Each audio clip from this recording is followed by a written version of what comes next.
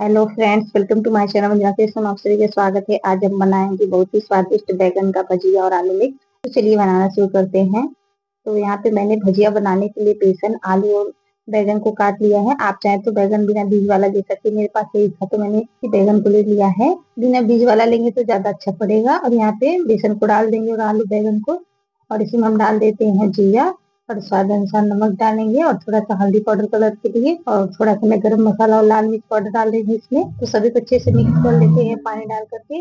इसका हम घोल तैयार कर लेंगे। तो देखिए हमारा मिक्स अच्छे से तैयार हो गया है। अब चलिए इसे फ्राई कर लेते हैं। तो यहाँ पे हमारा तेल भी गर्म हो गया अच्छे से, और इसमें हम सभी को डाल करके एक एक अच्छे से फ्राई कर लेंगे। तो इसमें हमें गोल्डन ब्राउन होने तक फ्राई करना है, जब से अच्छे से क्रिस्पी नहीं हो जाता। जैसे मीडियम आंच पे फ्राई कर लिए हैं और हाई टू मीडियम फ्लेम पे कर लिया था बीच में। तो देखिए एकदम क्रिस्पी से पकौड़ी बनके तैयार हुआ है भजिया।